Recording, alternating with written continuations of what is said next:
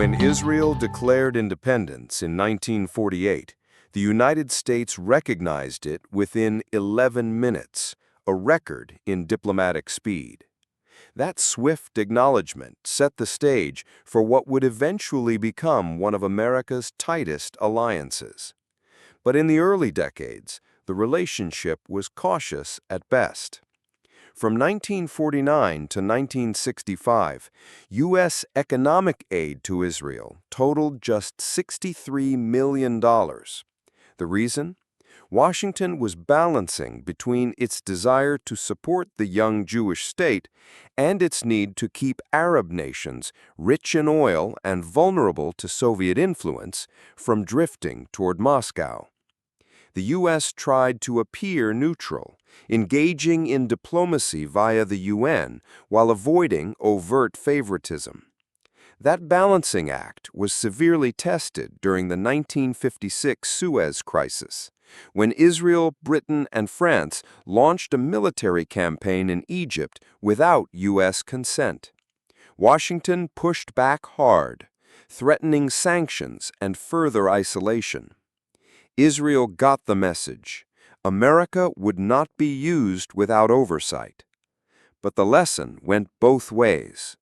Washington saw that Israel wasn't just a fledgling state. It was willing to take bold action in pursuit of its interests. And that caught American attention. By the 1960s, the U.S. was reassessing its position. President Kennedy became the first to lift the arms embargo, and under Lyndon Johnson, the relationship deepened further, especially after the Six-Day War in 1967. Israel, armed with U.S. support, decisively defeated 5 Soviet-backed Arab armies. That single victory reframed Israel's image in Washington, from a regional liability to a strategic asset. The numbers speak volumes. U.S. military aid jumped from $35 million in 1970 to $545 million just 1 year later. Israel wasn't just defending itself. It was countering Soviet influence in the Middle East on behalf of America. This Cold War logic defined much of U.S.-Israel relations moving forward, whether during the Jordanian coup attempt in 1970 or the Yom Kippur War in 1973, Israel acted as a proxy, a tool of deterrence that Washington could rely on without putting boots on the ground. As the Cold War progressed, the U.S.-Israel relationship shifted from tactical support to institutional alliance. In 1981, a Memorandum of Understanding was signed under President Reagan. By 1987, Israel was designated a major non-NATO ally, opening access to elite American weapons and intelligence systems. This partnership wasn't just military. It was political, diplomatic, and strategic. After 9/11, Israel became central to the U.S. war on terror. Its experience in urban combat, intelligence gathering, and missile defense became invaluable.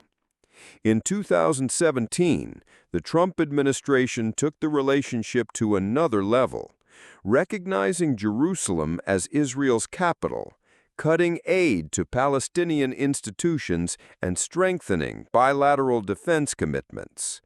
To outsiders, this looked like favoritism, but to American strategists, it was about keeping a democratic, militarized, and loyal ally strong in a region where stability is rare. Publicly, American officials often cite shared democratic values as the glue holding this alliance together. And to an extent, it's true. Israel is the only liberal democracy in the region. But shared values aren't the whole story.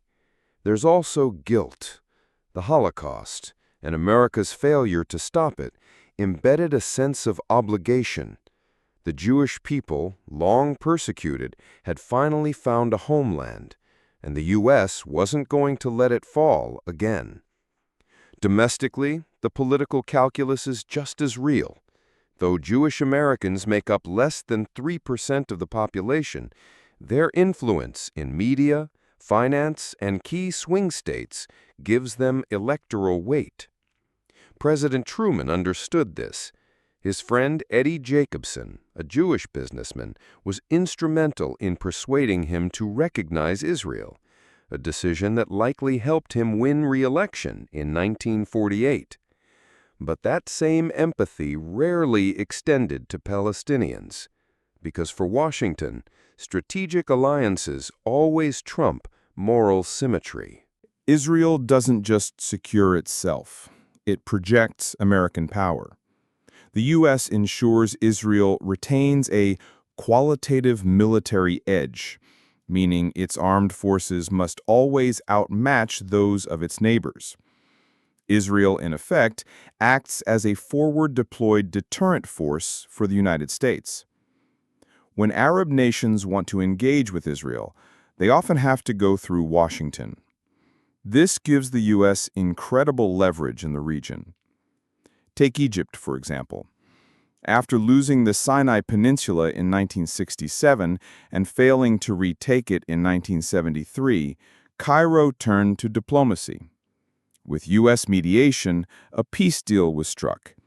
Egypt got the Sinai back and became the second-largest recipient of American aid after Israel.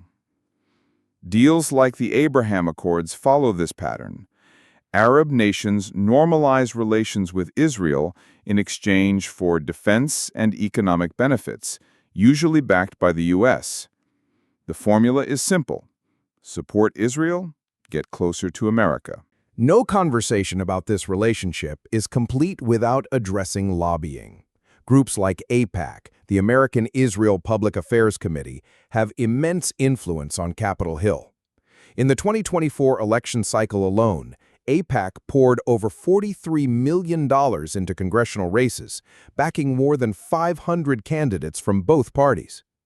This lobbying power has helped pass legislation like the Taylor Force Act, which restricts aid to the Palestinian Authority until it stops incentivizing attacks on Israel. But the alliance isn't without strain. Following the 2023 Israel-Hamas war, international outrage surged.